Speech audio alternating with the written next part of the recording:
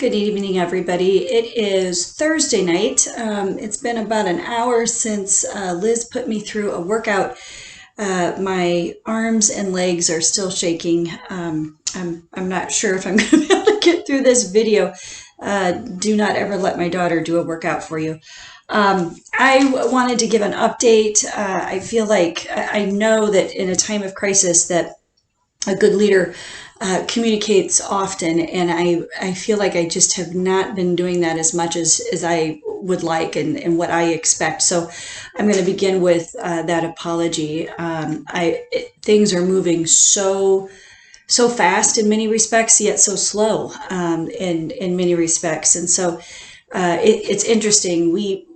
The leadership will get a directive from UPH or the state or whatever it is.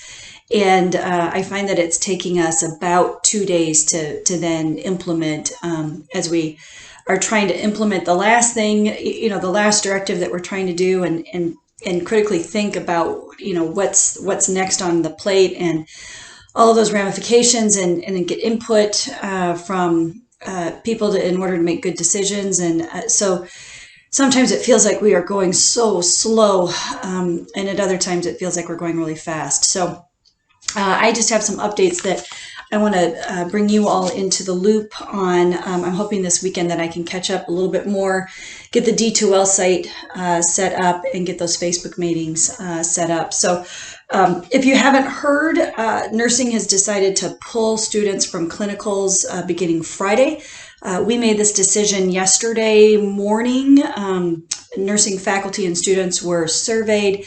And then leadership made the decision, and then we figured out how we were going to do it. So we made that decision yesterday.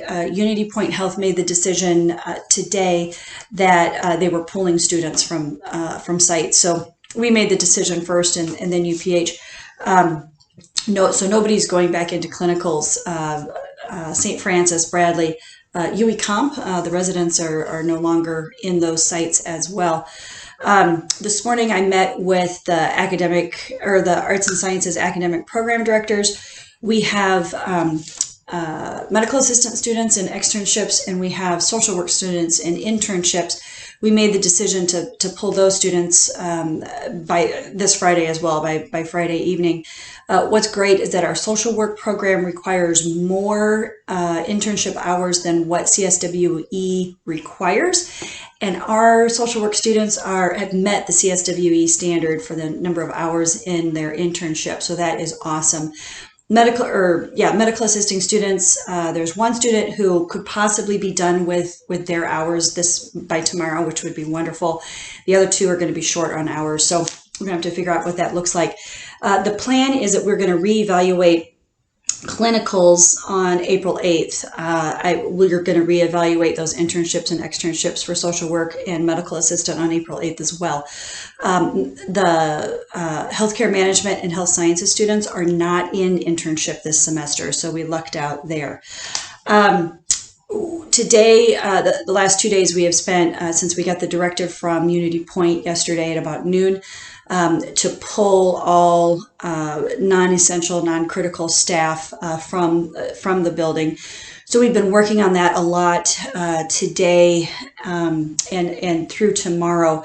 We are doing an assessment of how much of a job function could be done at home versus how much of it needs to be done on site. We're making sure that employees have Wi-Fi access, that they have laptops or desktops. So I'm processing through all of our people today, started today, and tomorrow morning I meet with Dr. Garrison to finalize those. So this would include Tricia and Melissa in the CSS, Michelle in the library, Carla in advising, Gail in the testing center, and the PRNs in testing. I have a terrible feeling I'm missing somebody else. Sorry, I'm really, really tired. If those folks have already been off campus because of childcare issues, then that's totally fine. But so we're working through those. The campus security is only going to be on site from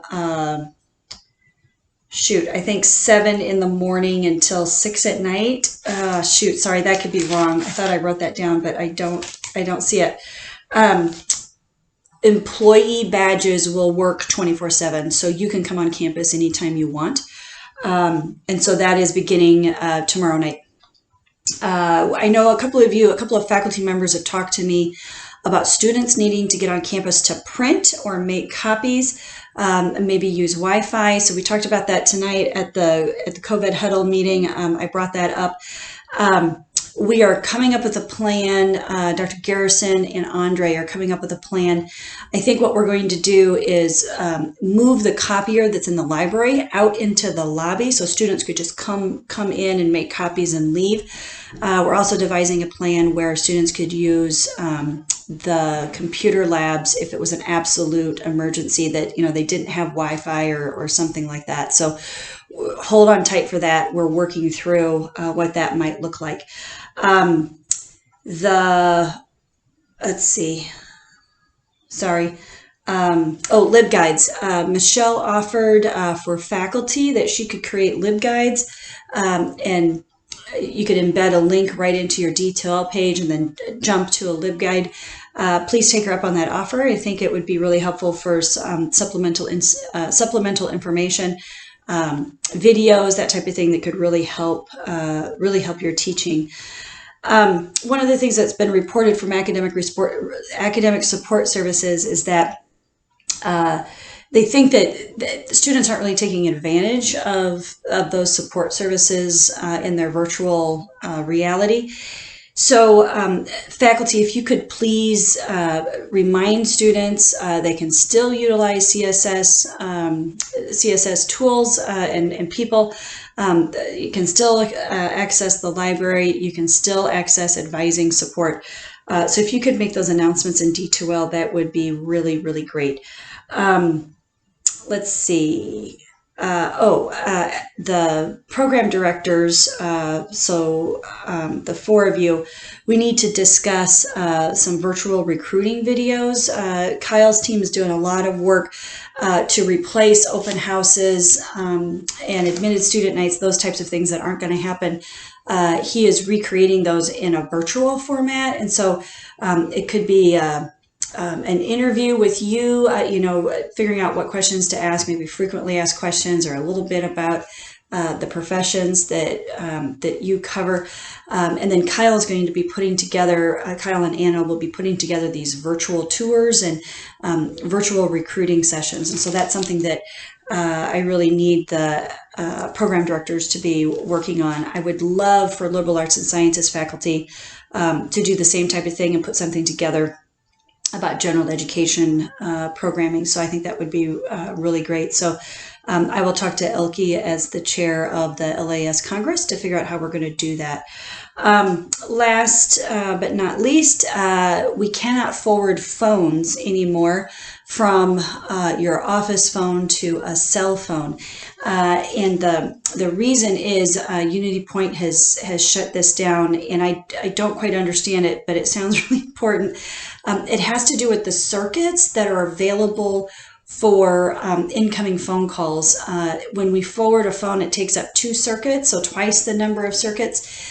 We need to have all of the circuits available for emergency services. It sounds like Dr. Dyer reported when he was down at Methodist Hospital today that they're putting in, they're going to create some sort of phone bank command center type thing in the old college, and they're pulling phones, and so they need the phone system. So the phone should still send you an email when you get a voicemail on your phone.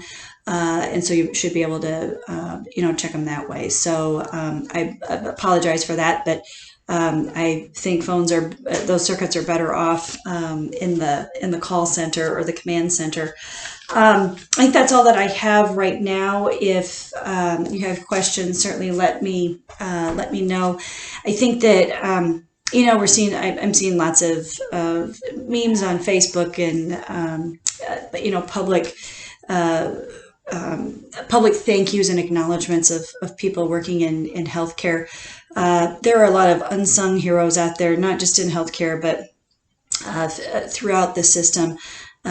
People like it, public health departments and government entities, and it's just absolutely amazing how people are working together to address this crisis. So I know many of those people are your friends and loved ones. So make sure you thank them. Make sure that you provide as much support as you can, because I know how tired I am, and I'm so far on the periphery of this. There are people that aren't sleeping for days to, continue their jobs. So please be thankful, because we need to be. So I hope to do another video or more communications over the weekend. If you have questions, please let me know. I am going to try to stand up now after my workout with Liz. Thanks, guys. Have a good night.